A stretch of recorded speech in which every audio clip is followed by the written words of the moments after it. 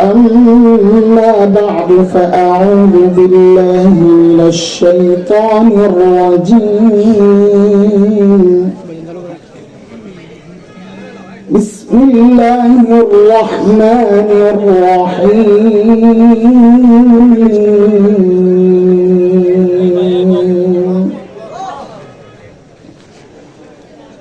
لقد من الله على المؤمنين إذ بعث فيهم رسولا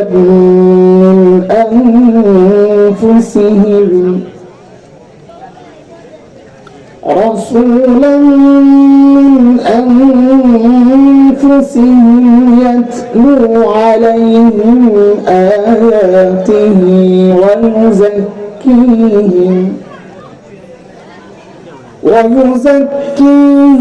ويعلمهم الكتاب والحكمة وإن كانوا من قبل لفي ضلال مبين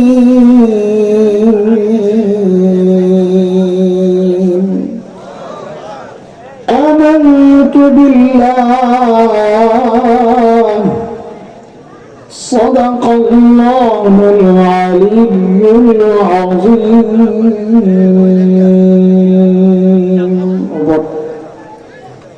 আল্লাহ সুবহানাহু ওয়া তাআলার অশেষ মেহেরবানি যে মহান মালিক লাখ কোটি মানুষ থেকে বাছাই করে দিন এই মজলিসে আমাকে আপনাকে আসার বসার কিছু কথা বলা ও শোনার তৌফিক দান করেছেন। সেজন্য মহান রবের শুকরিয়া আদায় করি, জবান খুলে প্রাণ খুলে কালিমাতুশ শুকর উচ্চারণ করি আলহামদুলিল্লাহ।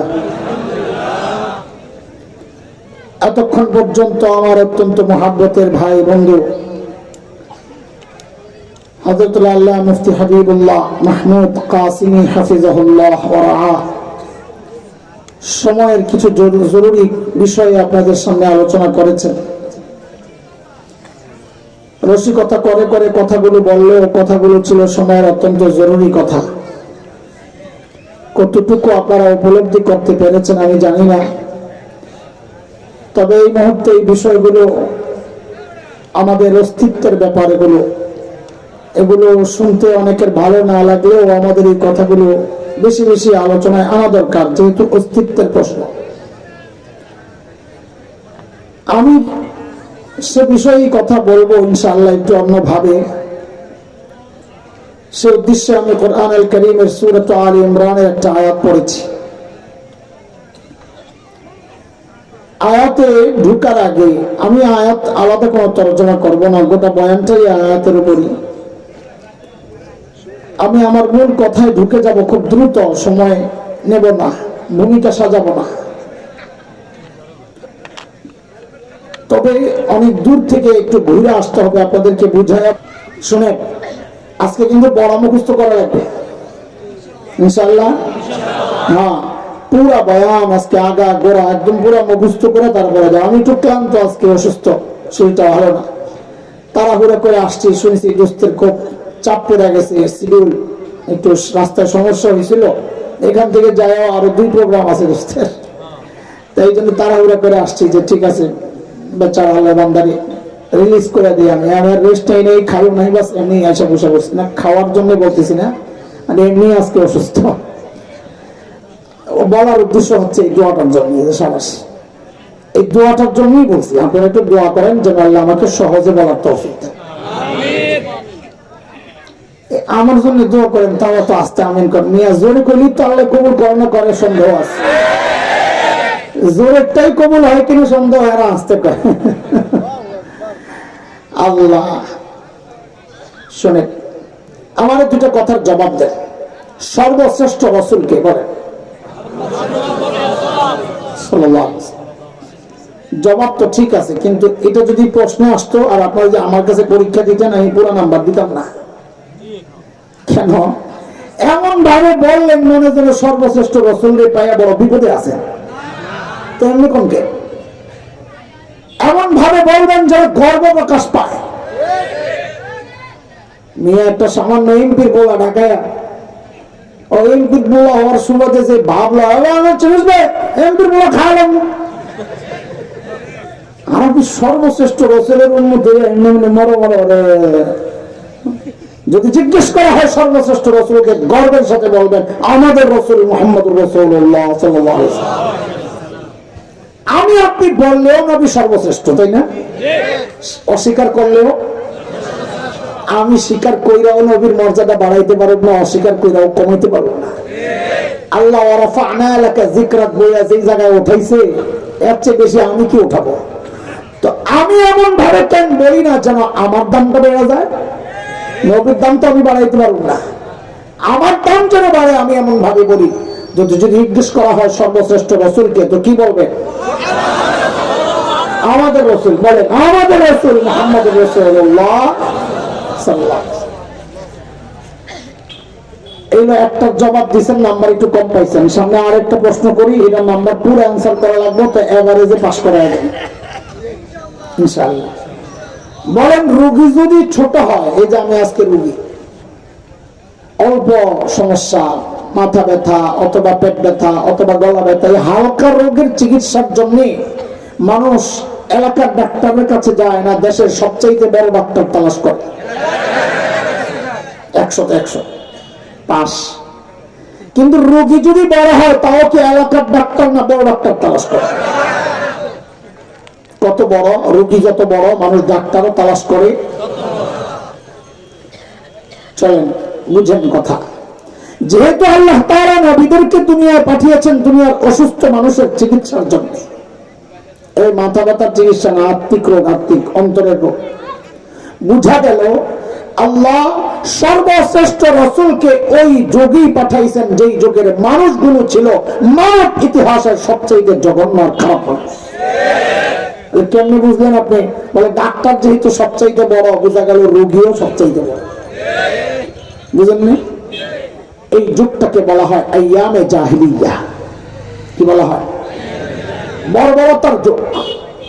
বর্বরতার মাত্রা এত দূর কেমনে গেছে? কারণটা কি? এত খারাপ এরা কেমনে হয়েছে? তো আমাদের হাকিমুল ইসলাম কারি তৈয়ব রহমতুল্লাহ আলাইহি দারুল দেওবন্দের প্রায় 50 বছরের প্রিন্সিপাল মুহতামিম হযরত বলেন, আরবের ওই মানুষগুলো এতটা বর্বর হওয়ার পেছনের মৌলিক কারণ দুইটা। কারণের অভাব নাই, মৌলিক কারণ। বলেন মৌলিক কারণ। 1 নম্বর জাহালত, অজ্ঞতা, লেখাপড়া নাই, মানুষ যা ইচ্ছা তাই করে। 2 নম্বর চারিত্রিক অধঃপতন, চরিত্র নষ্ট। দেখেন দুইটার একটা না থাকলেও মানুষ অপরাধ করে। যেমন একজন ইঞ্জিনিয়ার, সে শিক্ষিত না মূর্খ? বলেন শিক্ষিত না মূর্খ? শিক্ষিত। অথচ আমরা কি দেখলাম? ইঞ্জিনিয়ার সব সরকারি কাজ পাইয়া ব্রিজ বানাইতে দিচ্ছে, শুধু হ্যাঁ কি করছে? ওই যে কয়েছে রডের বদলে বাঁশ ঢুকাই দিচ্ছে। কেন? সে জানতো না যে এই জায়গায় রড ঢুকাইতে হয়? জানতো না? জানতো, সে শিক্ষিত ইঞ্জিনিয়ার, তাহলে বাঁশ ঢুকাইলো কেন? চরিত্র নষ্ট। একটা না থাকলে মানুষ অপরাধ করে। আর সেই সময় আরবদের না ছিল লেখাপড়া, না ছিল চরিত্র। বলেন সমস্যা কয়টা? হ্যাঁ, শুরুর কথাগুলো মনোযোগ দিয়ে না শুনলে পরের কথাগুলো মিলাইতে কষ্ট হবে। দেখেন আমার কথা চেইন কথা, চেইন কথা বুঝেন? একটা লাগা একটা লাগানো, একটা মিস করলে পরেরটা বোঝা কঠিন হবে। এই জন্য শুরু থেকে মনোযোগ সহ শুনতে থাকি ইনশাআল্লাহ। তো আমারও ফায়দা হবে, আপনাদেরও ফায়দা হবে ইনশাআল্লাহ তাআলা। সমস্যা কয়টা? মৌলিক এই 2 সমস্যা মোকাবেলার জন্য আল্লাহ সুবহানাহু ওয়া তাআলা সর্বশ্রেষ্ঠ রাসূল সাল্লাল্লাহু আলাইহি ওয়াসাল্লামকে মৌলিক 2টা দায়িত্ব আর মিশন দিয়ে দুনিয়ায় পাঠিয়ে দিয়েছেন। বলেন আবার সমস্যা কয়টা? এই 2 সমস্যা মোকাবেলার জন্য আল্লাহ নবীকে কয় সমাধান দিয়ে পাঠাইছেন? তো সমস্যা কয়টা? সমাধান কয়টা? বলেন সমস্যা কয়টা? সমাধান। আল্লাহর হাবিব নবুয়ত ঘোষণা দিলেন, ইন্নামা বুইস্তু মুআল্লিমা বুইস্তু লিউতাম্মিমা মাকারিমাল আখলাক। নবী ঘোষণা দিলেন, আল্লাহ আমাকে শিক্ষক বানায়া দুনিয়ায় পাঠাইছেন। কি বানায়া? আমাদের নবী কি ছিলেন? সবাই বলেন, এটা মুখস্থ করা লাগবে। এই কথাটির টাইমে আমি আরো আগাইতে হবে। আমাদের নবী কি ছিলেন? আমাদের নবীকে বলা হয় উম্মি নবী। উম্মির অর্থ না বুঝার কারণে অনেকে বলেন জাহেল, মূর্খ। নাউযুবিল্লাহ। আরে আমার নবী মূর্খ হবেন থাকদুরের কথা, আমার নবী ছিলেন সব শিক্ষিত মানুষের শিক্ষক। বলেন আমাদের নবী কি ছিলেন? শিক্ষক। বলেন কি ছিলেন? এটা মনে রেখেন, আমি পরে আবার আসবো ইনশাআল্লাহ। নবীকে আল্লাহ শিক্ষক বানায় পাঠাইছেন কেন? ওই মূর্খ মানুষগুলোর শিক্ষিত বানানোর জন্য। রোগ একটা, সমাধান একটা। 2 নম্বর নবী বলেন,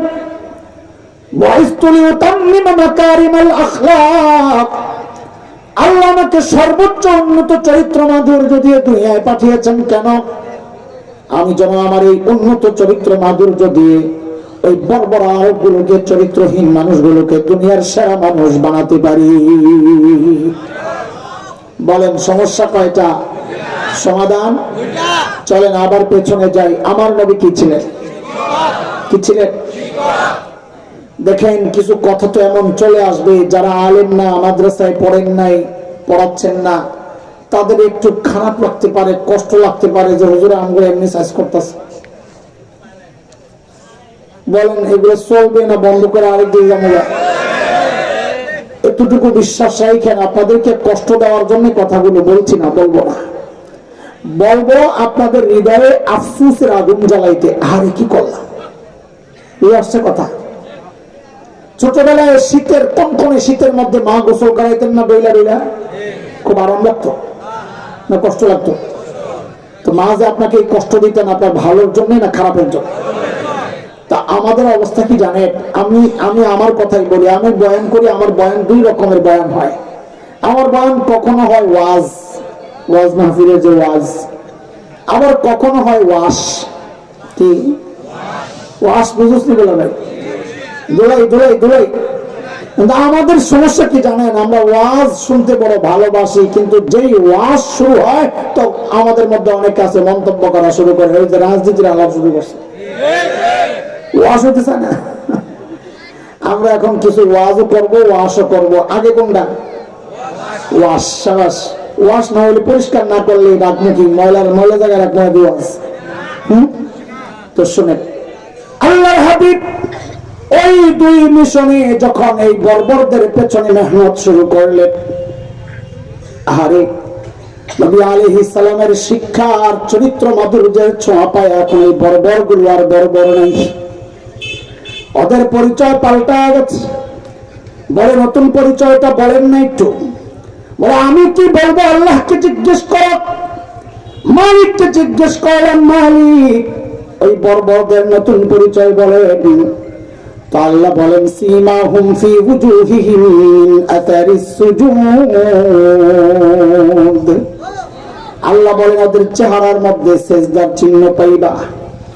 বলে সেজদার চিহ্ন তো বাহির দিয়া, তার মানে বাহিরে ফিটফাট আর ভেতরে 17 গাঁট কিনা? আল্লাহ বলেন না না না, আমার নবীর সাহাবীরা বাহিরে 1 নাম্বার, ভেতরে 1 নাম্বার। বলে ভিতরে যে 1 নাম্বার আমরা বুঝবো কেমনে? তো আল্লাহ যেন বলেন তোর বুঝার দরকার কি? আমি ওদের কলবের পরীক্ষা নিয়েছি, ওই পরীক্ষায় ওরা পাস। আল্লাহু আকবার। আল্লাহ বলেন উলাইকা আল্লাযীনা ইমতাহানাল্লাহু কুলুবাহুম লিত্তাকওয়া লাহুম মাগফিরাতুন ওয়া আজরুন আযীম। নবীকে জিজ্ঞেস করলাম, ইয়া রাসূলুল্লাহ ওই বর্বরদের নতুন পরিচয় বলে। আল্লাহর হাবিব বলেন, রে আমার সাহাবীদেরকে তোরা বর্বর বলিস না, ওরা আর এখন বর্বর নাই, তো বলে নতুন পরিচয়টা বলেন না। তো আল্লাহর নবী বলেন, খায়রুল কুরুনি করনি। ওরা আর বর্বর নয়, ওরা এখন মানব ইতিহাসের শ্রেষ্ঠ মানুষ হয়ে গেছে। আল্লাহু আকবার। পর্যন্ত যা বলেছি, সামনে যা বলবো ইনশাআল্লাহ পুরো বয়ানটা 6 কথার বয়ান। বলে সবাই বলে কয় কথা? সাহাবীদেরকে নিয়ে 3 কথা, আর আমার মতো জাহেলকে নিয়ে 3 কথা। কয় কথা হলো? এই 6 কথা মুখস্থ করলে রাখলে দেখবেন পুরো বয়ান আপনার মাথায় পকেটে।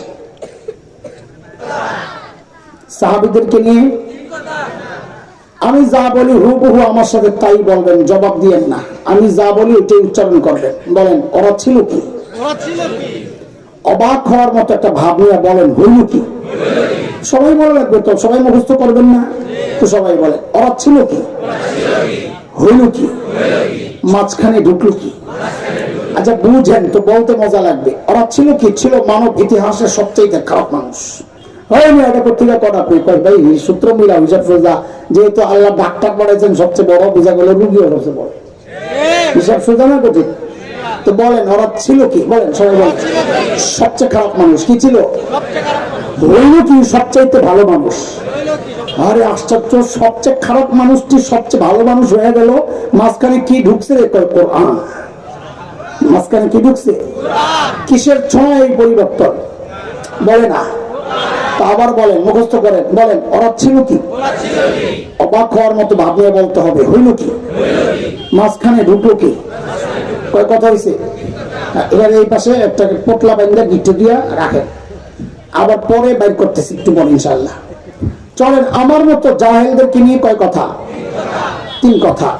দেখেন সাহাবায়ে কেরাম যেই পাপাচার জাহালতকে ছাড়লেন, নারী, মদ, জুয়া, মারামারি, কাটাকাটি, ডাকাতি, এই সব ছাড়লেন।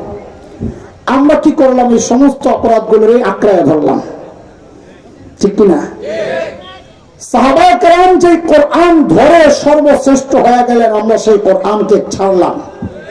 কারণ আমরা তো টিং টিং সাইকেল চালাই শেখালাম তো, তো কোরআন কি করছি? ছাড়ছি। এটা আমাদের গর্বের কাজ হয়েছে না আফসোসের? বলে হ্যাঁ। ও ভাই আমি যেন এটা না দেখি তো আমার মনোযোগ নষ্ট হয়। পড়াইতেছি না ক্লাসের মধ্যে, মনোযোগ পিছন দিয়ে পিছন দিয়ে দাও যেন আমি না দেখি। হালকা দাও, জোরে দাও, বিষয় না। আমার চোখে না পড়লে হয়েছে, তাহলে তোমার খবর আছে। তা আমাদেরকে নিয়ে কয় কথা? এবার বলেন ধরলাম কি? একটা আফসোসের ভঙ্গি নিয়ে বলেন ছাড়লাম কি? আবার আবার ধরলাম কি, ছাড়লাম কি? হাত ওঠা, এরকম হাত ওঠা, কপাল একটা জোরে বাড়ি বাড়ার বলেন আরে করলাম কি? এটা একটু মিঠা মিঠা হয়ে গেছে, আর একটু কলিজার নিচের থেকে পোড়া গন্ধ যেন বাইর হয়। আরে করলাম কি? বলেন আর হাসুস আমার জান বেড়ে যেতেছে। বলেন ধরলাম কি, ছাড়লাম, আরে করলাম কি? কয় কথা হয়েছে? সাহাবীদেরকে নিয়ে কয় কথা? বলেন ওরা ছিল কি, হইল কি, মাঝখানে ঢুকলো কি? আমগুলো নিয়ে কয় কথা? ধরলাম কি, ছাড়লাম, আরে করলাম। এই 3 কথা এই পাশে, 3 কথা এই পাশে। এই পোটলা বাইর করে একটা উদাহরণ দিব ইনশাআল্লাহ, যে কি মানুষ কি হয়ে গেছে। আর এই পাশের পোটলাটা রাখেন, এটা পরে কথা বলবো ইনশাআল্লাহ, ঠিক আছে? ইনশাআল্লাহ। এই যে ছোট্ট করে দিলাম দেখছেন, এই 6 কথা দিয়ে একটা বাউন্ডারি দিলাম। এই বাউন্ডারির বাইরে দেখবেন আমি নাই, এই ভিতর দিয়ে ঘুরে করতেছি। এর বাইরে যাবো না ইনশাআল্লাহ। কয় কথার ভিতরে থাকবো? 6 কথা। পুরো বয়ান দেখবেন এই 6 কথার ভিতরে ঘুরতেছি। আগে যা কইছি পরে যা সব এক, ভিতরে ঘুরতেছি। তাহলে আপনাদের জন্য সহজ হয়ে গেল, আটকাই দিছি, যাওয়াদের নাম নাই।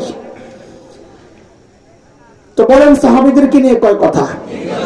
বলেন ওরা ছিল কি? মাশাআল্লাহ, ছাত্র ভালো আছে দেখা যায়। একটা উদাহরণ দেই। কিসের উদাহরণ? হইল কি, ছিল কি, হইল কি উদাহরণ। ছিল কি, হইল কি উদাহরণ। মানে কি মানুষটা কি হয়ে গেছে? ছিল সবার চেয়ে খারাপ মানুষ। কোরআনের ছোঁয়া, ইসলামের ছায়া তলে এসে নবী আলাইহিস সালামের চরিত্র মাধুর্যের ছোঁয়া পায়া এই সবচেয়ে খারাপ মানুষগুলো সবচেয়ে ভালো মানুষ হয়ে গেল। একটা উদাহরণ দিই আপনাদেরকে। আল্লাহর নবীর এক সাহাবী হযরত সাঈদ ইবনে আমির আল জুমাহি রাদিয়াল্লাহু আনহু মুসলমান হয়েছেন একটু দেরিতে, হিজরতের পর। দেরিতে মুসলমান হলে কি হবে? ইমান ছিল বড় পাক্কা। কতটা পাক্কা একটা উদাহরণ শুনলেই বুঝবেন। সাইয়েদনা ওমর রাদিয়াল্লাহু আনহু যখন খলিফা, ওমর নরম না গরম? কেমন গরম? অনেক।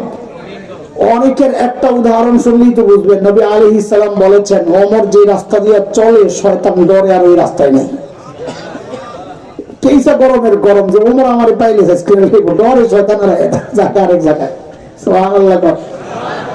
আল্লাহ এই গরম ওমরকে যখন খলিফা আয়েশা একদিন সাঈদ ইবনে আমির বলতেছেন, ওমর আল্লাহ দায়িত্ব দিয়েছেন ঠিকঠাক মতো আদায় করেন, নাইলে কিন্তু খবর আছে। বেটার কই যায় সাহস কি দেখছেন? এই সাহস কই পেয়েছে? মানুষ নিজে যত সৎ হয় তার সাহস তত উঁচা হয়। নিজের মধ্যে 2 নম্বরই থাকলে কথা বলে মিনমিন মিনমিন কইরা, আর তেলের দাম বাড়ায়। কি বুঝছস আল্লাহ জানে, আচ্ছা না বুঝলে আর বালা। হয়তো তোমার একদিন ধর্ষণ নিয়ে আমার খালি ওয়াজ করো, সব কাম আমার উপরে চাপায় দিয়া, কিছু দায়িত্ব তোমরাও লও। তো জোর করে ধরে সিরিয়ার এক শহর হিমসের গভর্নর বানায়া পাঠাইয়া দিছে। আমরা তো বলছি লাইনে কথা বলবো, এক লাইনে, একটু মাঝে মাঝে বাহিরে যাব আবার চলে আসবো, লাইনের কথা বোঝানোর জন্য যাচ্ছি বাহিরে। দেখেন, যেই অঞ্চলের মানুষ যত ধনী হয়, ওই অঞ্চলের জনপ্রতিনিধি যারা মেম্বার, চেয়ারম্যান, এমপি, তারাও ওইরকম ধনী হয়। এলাকার একটা প্রভাব। আজকের দুনিয়ায় Bangkok, Singapore, Thailand, Dubai, Abu Dhabi, Karachi, Bombay, আমাদের চিটাগাং, এগুলো যেমন বাণিজ্যিক শহর, ওই সময়ে গোটা দুনিয়ার বাণিজ্যিক শহর ছিল সিরিয়া। কে? কোনটা?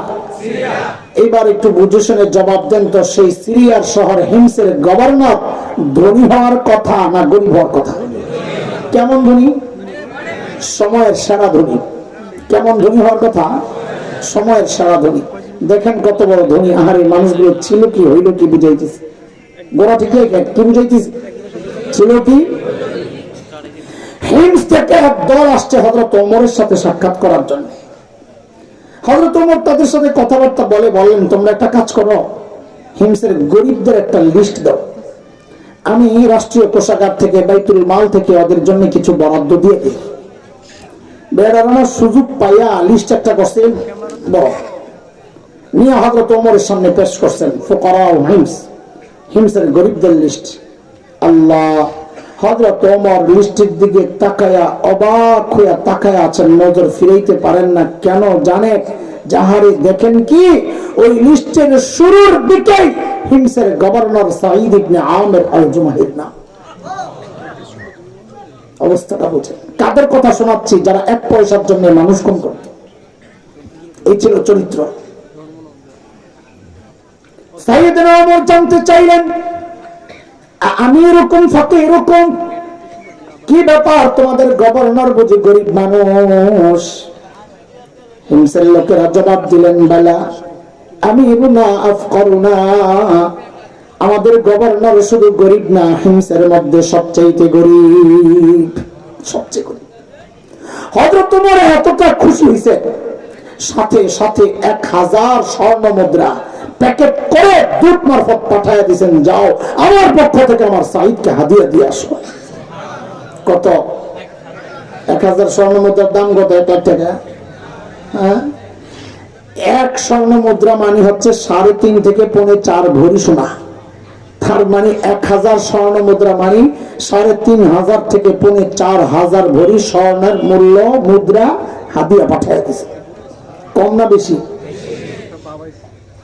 দূত যখন এই বিশাল অঙ্কের হাদিয়া নিয়ে হযরত সাঈদের সামনে পেশ করছে, হযরত সাঈদ প্যাকেটটা খুলেই যখন দেখলেন এই বিশাল অঙ্কের হাদিয়া তার জন্য, সাথে সাথে প্যাকেটটাকে ছুঁড়ে মেরে চিৎকার দিয়ে বলে উঠলেন, ইন্না লিল্লাহি ওয়া ইন্না ইলাইহি রাজিউন। কি বলছে? কি বলছে? আরে ছিল কি, হইল কি? দেখেন, হাদিয়া পাইলে ইন্না লিল্লাহ পড়ার কথা না আলহামদুলিল্লাহ পড়ার কথা। আপনারা কি পড়তেন জানি না, আমার ইমানের যে হালত, আমি যদি এমন একটা পোটলা পাইতাম, দৌড়ে ভিতরে যায় যে কড়া লাভ দিতাম আল্লাহ জানে, বউরে কইতাম আলহামদুলিল্লাহ তুমিও পড়ো আমিও পড়ি, দুইজনে মিললে আলহামদুলিল্লাহ খতম পড়া শুরু করতাম। আল্লাহ নবীর সাহাবী কি বলছেন? আরে বলেন না, এমন ভাবে ইন্না লিল্লাহ পড়ছেন, বউ তো ডরে গেছে, আরে মদিনা থেকে দূত আসছে, না জানি কোন দুঃসংবাদ নিয়ে এসে আল্লাহ জানে। সাথে সাথে জানতে চাইলেন, আকুতিলা ওমর ইবনুল খাত্তাব, কি ব্যাপার? সাইয়েদনা ওমর বুঝি শহীদ হয়ে গেছেন, এইভাবে ইন্না লিল্লাহ কেন পড়লেন? হযরত সাঈদ জবাব দেন, না না, ঘটনা তা না, বরং তার চেয়ে মারাত্মক। তার চেয়েও বউ তো আরো ডরে গেছে, আবারও জানতে চাইলেন আকুতিলাল মুসলিমুনা ফি মারিকা, তাইলে কি কোন যুদ্ধে মুসলমান ব্যাপকভাবে শহীদ হয়ে গেল কিনা? হযরত সাঈদ বলেন না না, ঘটনা তাও না, তার চেয়েও মারাত্মক। বউ তো এবার আরো ডরে গেছে, আরে না জানি আমার জামাইয়ের কল্লাটা নিতেই পারাইছে। আরে বলেন না, কেন এইভাবে নারিলা পড়লেন? আল্লাহু আকবার। হযরত সাঈদের জবাবটা দোস্ত কিয়ামত পর্যন্ত উম্মতে মুসলিমার নসিহত গ্রহণের জন্য যথেষ্ট হয়ে গেছে। একটা কথাই আমাদের হেদায়েতের জন্য যথেষ্ট। কি বললেন তিনি? কেন ইন্নালিল্লাহ পড়লেন? বলেন কি, উদখিলাত আলাইয়া দুনিয়া লিতুফসিদা আখিরাতি, আরে আমার ঘরে দুনিয়া ঢুকায় দেওয়া হয়েছে আমার আখিরাতকে বরবাদ করার জন্য। অবস্থা বুঝেন ছিল কি, হলো কি? সাথে সাথে বিবেকে বললেন, আমি চাই মদিনার দূত আমার ঘরে থাকতে থাকতে এই 1000 স্বর্ণ মুদ্রা তুমি হিমসের গরিবদের মধ্যে বিলায়া দিবা। কি বুঝলেন? শাসকের মধ্যে যদি দিন থাকে, শাসক যদি দিনদার হয়, তো নিজের বরাদ্দের টাকাটাও জনগণকে দিয়ে দেয়। আর শাসকের মধ্যে যদি দিন না থাকে, তো জনগণের বরাদ্দের টাকা মাইরা বিদেশে যায়, বাড়ি বানায়। কথা ঠিক না? হ্যাঁ ঠিকও, আসতে কোন ডরে বুঝি আমরা। আল্লাহ বউরে যখন কইছে সব দিয়া লাও, বউ তো আর আমগো বউ না। না আপনাকে বউ ভালো, আপনাকে এলাকায় আমি ছাড়ি নাই, কোন বিপদে পড়ে যে সিপা যাওয়ার রাস্তা আমার দ্বারা উপরে দিয়ে যাক। শোনে আমার বউরে সব খেলা রিস্কি যে মারলে সব খেলে কয় কি ঘরে কত কিছু লাগবো জানে, অত আসল জানি না। বেশি পিয়াবিরি করলে বলতো 2 ভাগ করেন, অর্ধেক আমার অর্ধেক আপনার, আমারটা থাক, আপনারটা দিয়ালাম, আমারটা দিয়ে সংসারের খরচ চালায়। কিন্তু বউ তো হাসান জামিলের বউ না, বউ তো সাহাবীর বউ। কার বউ? শোন, যারা বিয়া করস নাই পোলা পায়, তো বড় একটা ফ্রিতে পরামর্শ দিই, নিবি? এই যে অনেকের বিয়ে দেরি হয়, বউ পায় না, বউ পায় না। কেন দেরি হয় জানো? একটা মূল কথা কমো, তুই নিজে 2 নাম্বার বউ খুঁজো, রাবিয়া বসরিয়া বিয়া হইব থেকে। আল্লাহ কি জানেন না কি তোর মতন 2 নাম্বারের কাছে রাবিয়া বসরিয়া পাঠাইবো, বেদিয়ে ঠকাইবো? এই জন্য একটা মূল নীতি মুখস্থ কর, বিয়ার সময় কাজে লাগবে। আমার সাথে সাথে বল পোলা পায়, জেসকার লগে তেসকা। বল বল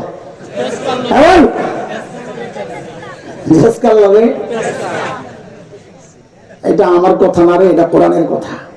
সূরা নূরে আসছে না, আল খাবিসাতু লিল খাবিসিনা ওয়াল খাবিসুনা লিল খাবিসাত আত-তাইয়িবাতু লিত-তাইয়িবিনা ওয়াত-তাইয়িবুনা লিত-তাইয়িবাত উলাইকা মুবাররাউনা মিম্মা ইয়াকুলুন লাহুম মাগফিরাতুন ওয়া রিজকুন কারীম।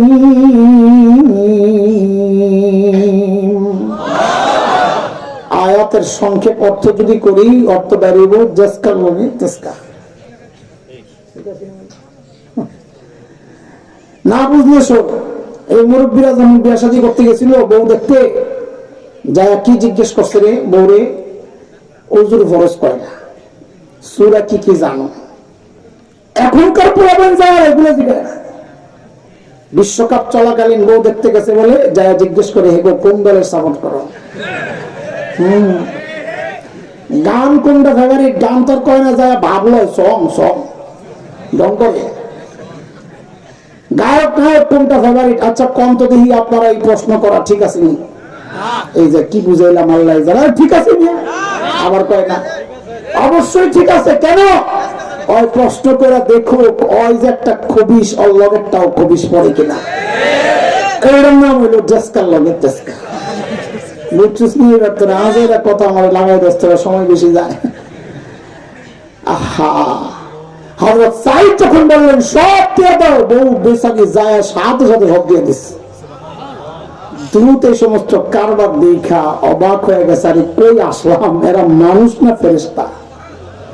দ্রুত ফেরত গেছেন মদিনায়। যারা হযরত ওমরকে যখন সব শোনাইছেন, আল্লাহু আকবার, হযরত ওমর এতটা খুশি হয়েছে, সাথে সাথে বললেন, ওই কাফেলা রেডি কর, আমার সাইদকে দেখতে যাব। দোস্ত, বর্তমান জমানা না, চাইলে হুট করে আরেক দেশে চলে যাওয়া যায়। ভিসা লাগানো আছে পাসপোর্টে, ট্রাভেলসে ফোন দিয়েছে, ভাই একটা টিকিট পাঠিয়ে দেন তো, মোবাইলে পাঠিয়ে দিছে, এয়ারপোর্ট যায় দেখাইছে, বোর্ডিং পাস দিয়ে দিছে, বোর্ডিং পাস দেখা বিমান উঠে গেছে, আরেক দেশে মুহূর্তের মধ্যে নাই। এটা ওই যুগ ছিল না, এখন তো আরো আপডেট হয়ে গেছে দেশ। ও পিচ্ছি একটা, হের কি লাগে না, পাসপোর্টও লাগে না, ভিসাও লাগে না, টিকিটও লাগে না, এমনি যা প্লেন উঠে বলিস। শুনছিস না বলে ভাই? আমরা জানেন না, কিন্তু জানেন না যে এটা হেটা কম হন। ওই পোলায় কি করতো, কই করতো? মাশাআল্লাহ, এর জন্য কত দরকার, এটা জয় কর। এই পোলা কই করতো? হ্যাঁ, বাপ রে, মাদ্রাসার পোলা পান এত বিকলা। শোনেন শোনেন, কথাটা খামাখা কইতেছি না, বুঝে। যারা আন্তর্জাতিক ভ্রমণ করছেন, আন্তর্জাতিক মানে বিমানে উঠছেন, বিদেশ গেছেন যারা, তারা জানেন কতগুলা ধাপ পার হয়ে বিমানে উঠতে হয়। শুরুতে ঢোকার সময় তো গেটে একটা মেশিন দিয়ে চেক করে কিছু লগে আছে কিনা, পাসপোর্ট ভিসা আছে কিনা, টিকিট আছে কিনা। এরপরে স্ক্যানিং মেশিন আছে, ওটা ভিতর দিয়ে যাইতে হয়।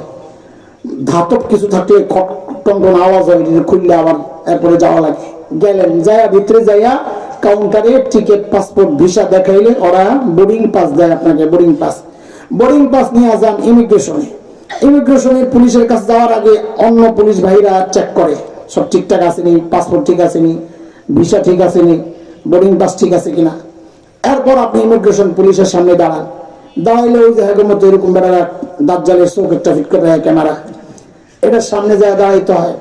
এরা এই চোখের ছবি লয়, হাতের টিপ লয়, পাসপোর্ট চেক করে, মেয়াদ আছে কিনা, ভিসা চেক করে, ওই সব চেক করে, চেক করে তারপরে বিদায় করে।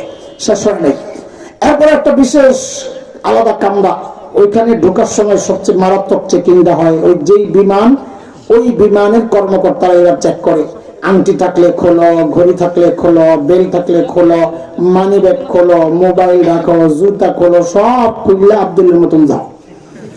এরপরে যারা ভিতরে অপেক্ষা, কখন বিমান আসবে, ডাক দিবে। বিমান আসছে, এখন ওই যে বোর্ডিং পাসটা লইয়া, হাতের ব্যাগটা লইয়া যায়, বিমানের গেটের মধ্যে খালাম মারা দাঁড়ায় থাকে, ওদেরকে দেখাইলে বোর্ডিং পাসটা, এরপরে ওরা দেখায় দেয় ওই ওই লাইনে অত নাম্বার সিট আপনার।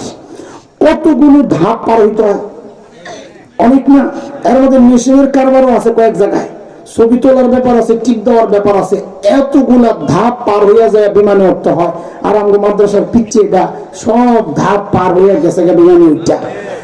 এই পোলাপাইন যখন একটা দুইটা মাদ্রাসা থেকে হারায়া যায়, পালায়া যায়, আপনারা এসে মাদ্রাসার মুহতামিমের 14 গোষ্ঠী উদ্ধার করেন, মাদ্রাসা বন্ধ করার হুমকি দেন, মাস্তান লয়েন, পুলিশ দিয়ে হুমকি দেন, মামলা করার হুমকি দেন। আমার পোলা গেল কই, দেখতে রাখতে পারেন না মিয়া। আমরা একটারে এতগুলো মিললে আটকাইতে পারে না, আর আমরা এতগুলো রেখে নিয়ে সামলাই। কথা কন না? এমন থেকে পোলা পান হারাই গেলে হয়তো আমার পোলা করবেন, ইমিগ্রেশনে যায় জিজ্ঞেস করে। ঠিক আছে, ইনশাআল্লাহ। না না, এমনি বলতেছি, এই খেলবেন না, খেলবেন না। হুজুররা কি ইচ্ছা করে আর বিদায় করে নাকি যে তুই হারায়া যা? হ্যাঁ, আপনার যেমন সন্তান, ওস্তাদদেরও সন্তান। আপনারা দুইজনে মিললে চেষ্টা করবেন, দোয়া করতে থাকবেন, তাইলে না লাভ হবে। আপনি হুজুরের হুমকি দেন, যে বাচ্চার বাবা, মনে রেখেন এটা, যে বাচ্চার অভিভাবক শিক্ষককে হুমকি দেয়, ধমকি দেয়, ও আর যাই হোক আলেম তো হইতে পারবে না, এটা তো নিশ্চিত। হ্যাঁ, নিয়ে খেদমত কইরা আলেম হইতে পারবে না, আমার হুমকি দিয়ে আলেম হইব, এত সোজা? চলেন বাদ দেন। সাইয়েদনা ওমরের কাফেলা যখন হিমসে ঢুকে, গোটা হিমস যেন ভেঙে পড়ে।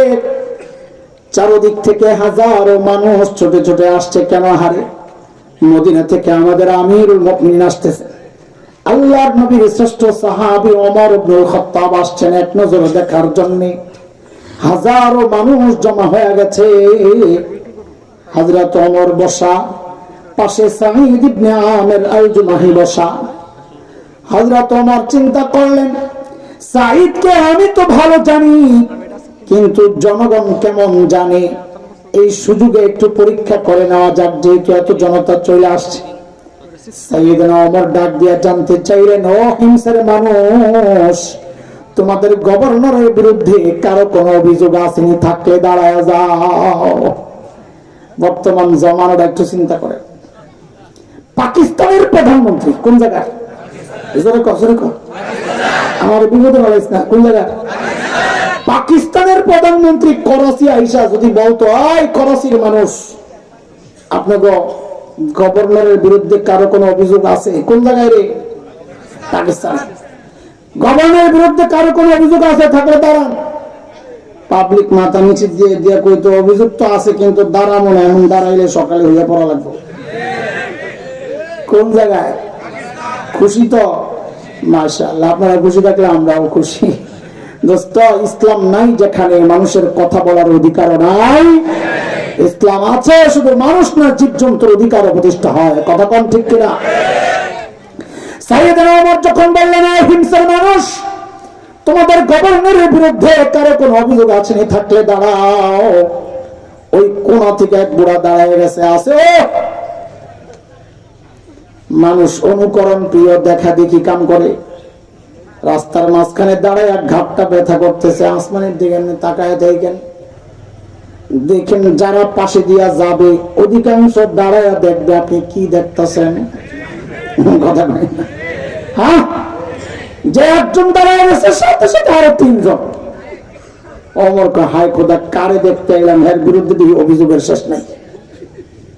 বলেন বলেন কি সমস্যা, দেখেন কি মারাত্মক অভিযোগ। আরে মানুষগুলো ছিল কি হইল কি বুঝাইতেছি, মনে আছে নি? গোড়া গোড়া হারাই গেলে আমি শেষ। বলেন কি সমস্যা? প্রথম জন দাঁড়ায়া বলতেছে, আমিরুল মুমিনিন, সমস্যা মারাত্মক। বলে কি কন্যা? কামরূপ গভর্নর মাসে একদিন অফিসে আসে না। মাসে কয়দিন? আরে কথা বল। আর আমরা তো সপ্তাহে ছুটি কাটাই দুদিন। আরো কত বন্ধ, পূজার বন্ধ, এই বন্ধ, দুনিয়া আগমন দিবস, দুনিয়া থেকে বিদায় দিবস, আরো কত দিবস আর দিবস। সুবহানাল্লাহ। 20-30 বছর পর যেমন সরকার পাল্টাইলে যেমন দিবস খালি বাড়তে থাকে, 20-30 বছর পর আমরা পোলা পাইন যখন জোয়ান যান, মানে বুড়া বুড়া হওয়া শুরু করবো, তখন এরা দেখবো আরো কত দিবস বাড়িছে। জামাই বউ কার্যকার্য দিবস, বউ সারা দিবস, বিয়া দিবস। পাইব না তো দিবস, একটা তো কিছু দম লাগবো। লা হাওলা ওয়ালা কুওয়াতা ইল্লা বিল্লাহ। আর ইসলামী শাসন ব্যবস্থায় জনগণের অভিযোগ, নেতা মাসে কয়দিন আসে না। আহা, সাইয়েদনা ওমর তো রাগ হয়ে গেছে। সাইদ জবাব, কেন তুমি মাসে একদিন অফিসে আসো না? আহা, আসামির কাঠগড়ায় আমি যা বলি এটা বলেন তো, জবাবটা মজা লাগবে। ধনী এলাকার গভর্নর কে? কে? হ্যাঁ বলেন কে? ধনী এলাকার গভর্নর সাঈদ ইবনে আমির আল জুমাহি আসামির কাঠগড়ায় কেন মাসে একদিন অফিসে আসে না? জবাব দিচ্ছে, আমিরুল মুমিনিন, আপনি তো জানেন আমি গরিব মানুষ। এই যে আমার গায়ে 2 টুকরা কাপড় দেখছেন, একটা লুঙ্গির মতো করে পরা, আরেকটা চাদরের মতো করে জড়ানো। আমিরুল মুমিনিন, আমার না এই 2 টুকরা কাপড় ছাড়া আর কোনো কাপড় নাই। কার মাসে অফিসে একদিন কেন আসো না ওইটা না বলবা? বলে এই 2 টুকরা কাপড় 1 মাস পরতে পরতে দুর্গন্ধ হয়ে যায়, নিজেরও কষ্ট হয়, যারা আসে ওদেরও কষ্ট হয়, তাই মাসে একবার উপরেরটা ধুয়া দেই, শুকায় গেলে নিচে পড়ি, নিচেরটা ধুয়া দেই, শুকায় গেলে উপরে জড়াই। আমিরুল মুমিনিন, এই কাজটা করতে করতে আমার একটু দেরি হয়ে যায়, আমি আসি না এই কথা ঠিক না। উনি হয়তো সকালে আইসা আমারে না পায়া ভাবছেন আমি আসি না, আমি আসি একটু দেরি পাই। হযরত ওমর তো বুঝছেন অভিযোগের ধরন কি, কি মারাত্মক অভিযোগ চলতেছে।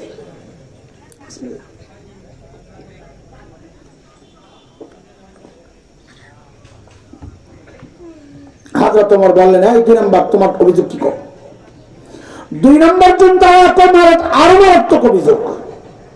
কি সমস্যা? আমিরুল মুমিনিন আমাদের গভর্নরে দিনে তো পাই, রাতে আর পাই না। কি ডিউটি লইছে, হেরে রাতেও সময় দেওয়া লাগবে। হযরত ওমর তো রাগ হয়ে গেছেন। সাইদ জবাব দে, কেন তোমাকে রাতে পায় না মানুষ? আরে কাদের কথা শোনাচ্ছি? যারা ঘরে থাকতো আলাদা মূর্তি, সফরে গেলে যাওয়ার সময় আলাদা মূর্তি লইয়া যাইতো, ওগো কথা শোনাইতেছে। কেন তোমাকে রাতে পায় না? হযরত সাঈদ ইবনে আমির আল জুমাহি আসামির কাঠগড়ায় কাচুমাচু হয়ে জবাব দিচ্ছেন, আমিরুল মুমিনিন, এটা একান্ত আমার ব্যাপার ছিল, প্রকাশ করতে চাচ্ছি না, চাই নাই, এখন তো অভিযোগের মুখে না বলেও পাচ্ছি না। আমাকে কেন রাতে পায় না আমিরুল মুমিনিন? কাসামতু হায়াতি বাইনা রাব্বি ওয়া বাইনা ইবাদি। আমিরুল মুমিনিন জীবনটারে দুইটা ভাগ করছি। এক ভাগ রাতটা আমি আমার মালিককে সময় দেই, আরেক ভাগ দিনটা মালিকের বান্দাদেরকে সময় দেই। মালিকের জন্য রাত বরাদ্দ। আমরা তো ব্যস্ত মানুষ, এত কাজ আমাদের হাতে, মালিককে টাইম দেওয়ার সময় কোথায় আমাদের, তাই না? আমি আর তুমি ছাড়া দুনিয়ার সব মালিককে টাইম দেয়। ওই একটা গাছের দিকে তাকায় দেখো না, কি মনে হয় গাছটা বুঝি এমনি দাঁড়ায় আছে? না না না, ওই গাছটাও দাঁড়ায় দাঁড়ায় মালিকের তাসবিহ পড়ে। যে কুকুরটাকে নিকৃষ্ট প্রাণী মনে করে তাই দেই, ওই কুকুরটাও রুকুর হালতে মালিকের তাসবিহ পড়ে। যে পোকামাকড় গুলোরে পায়ে দলে মেরে ফেলি, ওই পোকামাকড় গুলো সেজদার হালতে মালিকের তাসবিহ পড়ে। পড়ি না কেবল আমি আর তুমি, আমাদের হাতে সময় নাই। অথচ এই হায়াতের একটা ভাগ কিন্তু ফেসবুক ঠিকই পায়, এই হায়াতের একটা ভাগ কিন্তু ইউটিউব ঠিকই পায়, এই হায়াতের একটা ভাগ কিন্তু গায়ক গায়িকা নায়ক নায়িকা ঠিকই পায়, এই হায়াতের একটা ভাগ কিন্তু আমার সমাজ পরিবার আমার সন্তান ঠিকই পায়, এমনকি আমার নেতাও পায়। পায় না কেবল আমার মালিক। মালিককে টাইম দেওয়ার সময় আমার হাতে নাই। কসম আল্লাহর, সময় একদিন আসবে কিন্তু করার থাকবে না কিচ্ছু। সেদিন চিৎকার করে করে শুধু কান্দবো আর বলবো, ইয়া লাইতানি কদ্দামতু লিহায়াতি।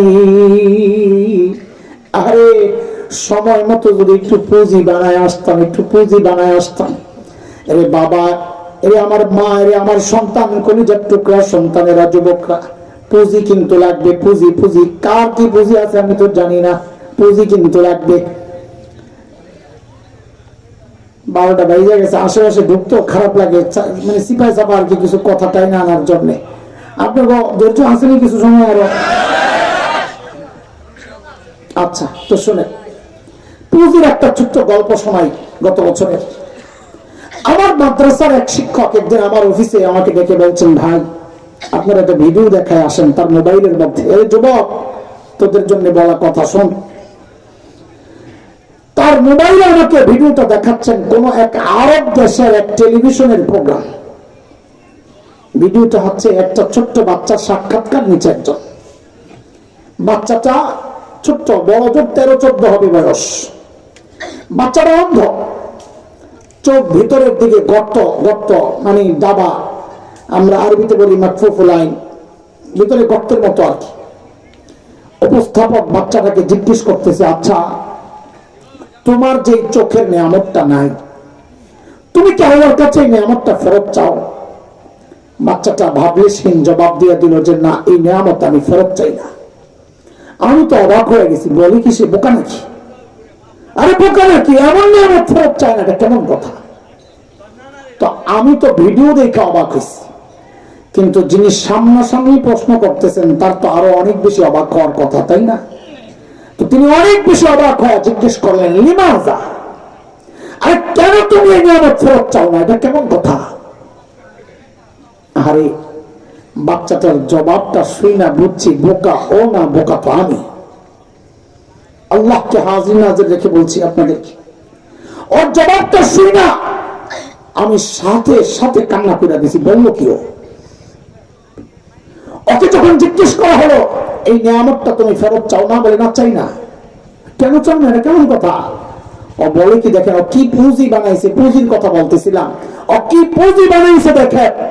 ও বলে কি জানেন, আমি দুনিয়া এটা এই জন্য ফেরত চাই না, সময় মতো কাজে লাগাবো। বলে কোথায়? বলে যখন হিসাব শুরু হয়ে যাবে, যখন আমার ডাক পড়বে সিরিয়াল, আসো হিসাব আমল নিয়ে আসো, আমি যখন আমার মালিকের সামনে দাঁড়াবো, দুনিয়া এই নিয়ামত এই জন্য চাই নাই, সেদিন যেন আমার মালিকের সামনে নত জানু হয়ে বলতে পারি, ও আমার মালিক, ও আমার মালিক, দুনিয়ায় তো তুমি আমার এই নিয়ামতটা দাও নাই, ওগো মালিক, এই উসিলায় কি আজকে আমার আযাবটা একটু কমায় দেওয়া যায় না মালিক? আমি কাঁদতেছিলাম, ঠিক উল্টা চিন্তা করে, যাহারে আমি যখন হিসাব দিতে দাঁড়াবো, আমার মালিক যদি ঠিক উল্টা প্রশ্নটাই আমাকে করেন, তা আমি কি জবাব দিব? যখন আমার সিরিয়াল আসবে হিসাব দেওয়ার, তখন আমার মালিক যদি আমাকে জিজ্ঞেস করেন, এরে হাসান জামিল, তোকে তো এই চোখের নিয়ামতটা দিছিলাম, তুই তো ভোগও করছস, এখন আযাবটা একটু বাড়ায় দিই, তোকে তো এই জবানের নিয়ামত দিছিলাম, তুই তো ভোগও করছস, এখন আযাবটা একটু বাড়ায় দিই, তা আমি কি জবাব দিব? এরে বাবা আপনি কি জবাব দিবেন? মা কি জবাব দিবেন? এরে ভাই কি জবাব দিবেন? কার কি পুঁজি আছে বলে? কোন পুঁজির ভরসা এমন নিশ্চিন্ত জীবন যাপন করছে? কি নিয়ে দাঁড়াবেন মালিকের সামনে? বলে হ্যাঁ পুঁজি আছে না, পুঁজি আছে, নাই যেটা না, পুঁজি তো আছে, গুনার পুঁজি, গুনা গুনা গুনা আর গুনা, গুনা আর গুনা। চুল পাইকা সাদা হয়ে গেছে, গুনা ছাড়তে পারি না। দাড়ি পাইকা সাদা হয়ে গেছে, গুনা ছাড়তে পারি না। ছাড়বেন কবে বাবা? ভাই ছাড়বেন কবে? হ্যাঁ, এ যুবক তুই কি ভেবেছিস আল্লাহ তোকে দাড়ি পাকা পর্যন্ত সময় দিবেন, চুল পাকা পর্যন্ত সময় দিবেন? না রে বাপ না। কত বাবাকে দেখলাম সন্তানের লাশ কাঁদিয়ে যেতেছে, কে জানে কার কখন ডাক চলে আসে। আর কে জানে এই মজলিসে এমন কেউ থাকতে পারে যার খবর নাই, ও বসে আছে এখানে, কিন্তু ওর কাফনের কাপড় চলে আসছে দোকানে। আরে এমনও তো হতে পারে কাউকে খবর পাইতে পারেন বয়ান করে গেল হাসান জামিল তো দুনিয়ায় নাই।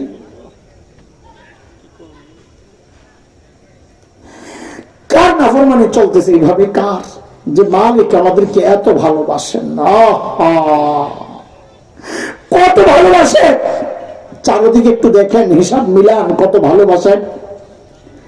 আল্লাহ আল্লাহ রসুলকে বাদ দিলে দুনিয়ায় আমাদেরকে সবচেয়ে বেশি ভালোবাসেন কে বলেন তো? বলেন, বলেন না। মার কলিজায় কত মমতা, দরদ আর মায়া, ভালোবাসা, এটা শুধু মাই জানে। মাকে যে আল্লাহ বানাইছেন ওই আল্লাহ জানেন, আমি তো জানি না, বলতেও পারবো না, এই অনুভূতি আমার আসবেও না। তবে কোরআন হাদিস পড়ে মাসআলা শিখে যতটুকু উপলব্ধি করতে পেরেছি, যেমন একটা মাসআলা আপনাদেরকে শোনাই। কোন সন্তান যদি বাবা মার আগে মারা যায়, তো মাসআলা হচ্ছে বাবা তো সন্তানের লাশের পেছনে পেছনে যেতে পারে, বাবা তো সন্তানের কবরেও নামতে পারে। কেন? বাবার কলিজায় মায়া নাই? বলে আছে, কেন থাকবে না? বাবাও চিৎকার করে করে কান্না করবে, কিন্তু বাবাকে আল্লাহ শক্তি দিয়েছেন সন্তানকে দাফন করে বাবা উপরে উঠতে পারবে। কিন্তু কোন মায়ের জন্য সন্তানের লাশের পেছনে যাওয়া চলবে না, কোন মায়ের জন্য সন্তানের কবরে নামা চলবে না। কেন? দুনিয়ায় এমন কোন পাগলনি নাই, এমন কোন মা নাই যে সন্তানকে দাফন করার জন্য কবরে নামবে, সন্তানকে দাফন করে সুস্থ অবস্থায় উপরে উঠবে, এমন কোন মা নাই। সন্তানকে শোয়া নিজে লাশ হয়ে শুয়ে পড়বে। বলেন তো, মার কলিজায় যে এত মায়া, এত মমতার ভালোবাসা, কেন? মা আমার চোখ বানাইছেন সেই জন্যে, বলেন, কান বানাইছেন সেই জন্যে, হাত পাও বানাইছেন। বলেন তো কি বানাইছেন মা? জোরে কোন সবাই বলেন কি বানাইছেন? কিছুই বানান নেই। অল্প কয়েকদিন ভাড়াটিয়ার মতো পেটে ধারণ করেছেন, হওয়ার পরে লালন করেছেন। তাতি মার কলিজায় এত মায়া, আয় তাতি মার কলিজায় এত মায়া, তাইলে যে আল্লাহ আমার চোখ বানাইছেন ওই আল্লাহর কত মায়া, যে আল্লাহ আমার জওয়ান বানাইছেন ওই আল্লাহর কত মায়া, যে আল্লাহ আমার হাত পাও বানাইছেন ওই আল্লাহর কত মায়া, যে আল্লাহ আমাকে এত এত নিয়ামত থেকে পৌঁছায় রাখছেন ওই আল্লাহর কত মায়া। আরে কত মায়া তুমি বুঝো না, কিভাবে বুঝাবো? শোনো না, আমি আর তুমি যখন দরজা লাগাইয়া গুনাহ করি, জানলা বন্ধ, চারদিক বন্ধ, ভেতরে গুনাহ চলতেছে, আমার মালিক আমারে কত ভালোবাসে। ওই গুনাহ অবস্থায় আমার মালিক দরজার নিচে দিয়া যে ফাঁকটা আছে, ওই ফাঁকটা দিয়া বাতাস আর অক্সিজেন পাঠায় দেন যেন আমি মরে না যাই। আরে ওই মালিকের নাফরমানি আর কত কাল বলে। আর ওই গুনাহওয়ালা চোখ গুলা নিয়ে মালিকের সামনে দাঁড়াবো কেমনে বলেন তো? এই গুনাহওয়ালা কান, এই গুনাহওয়ালা হাত পাও নিয়ে মালিকের সামনে কেমনে দাঁড়াবো, যখন এগুলাই আমার মালিকের কাছে আমার বিরুদ্ধে নালিশ করবে? হ্যাঁ, এই যুবক, আমার কথাগুলো যদি তোদের হৃদয়ে টাচ না করে, নাও করতে পারে আমি গুনাহগার, এর চেয়ে ভালো করে বোঝানোর ক্ষমতা আমার নাই। আমি বলি কি, শোন, তোরা আমার সামনে আয়, আমার সামনে আয়, তোদের পাওগুলা আমার সামনে মেলে দে, আমি ওই পাওগুলা জড়াইয়া ধইরা সারা রাত বসে বসে কান্না করি, তাও তোরা গুনাহ ছেড়ে দে, গুনাহ ছেড়ে দে বাবা, গুনাহ ছেড়ে দে, গুনাহ ছেড়ে দে। আর কত বলেন না, হয়েছে তো, থামেন নাই, বাস কম করা হয় নাই তো জীবনে, কম করা হয় নাই তো জীবনে, এবার একটু থামেন না।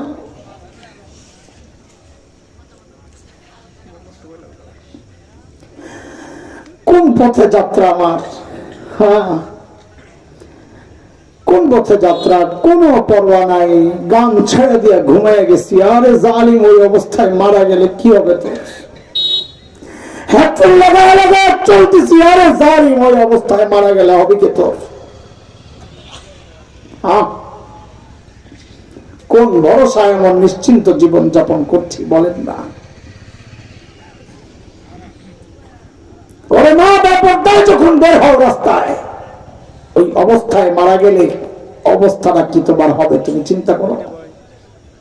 গুনাহ করতে করতে দুনিয়া থেকে বিদায় নিলে গুনাহ করা অবস্থায় তো হাসরে মাঠে উঠতে হবে। হিসাব আর লইব কি? হিসাব তো চেহারার মধ্যে।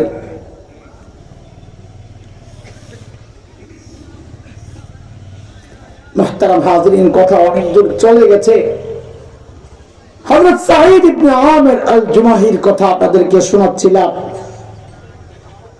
বুঝানোর জন্য গল্পের যতটুকু দরকার অতটুকু আসছে, গল্প আর শেষ করছি না, বেশি দেরি হয়ে যাবে। কি বুঝাইতেছিলাম মানুষগুলো? বলেন বলেন, তাড়াতাড়ি বলেন, অবস্থাটা বুঝেন, কি মানুষ কি হয়ে গেছে। এবার বুঝে শুনে জবাব দেন, এই যে পরিবর্তনটা কিসের ছোঁয়ায়? সবাই বলেন।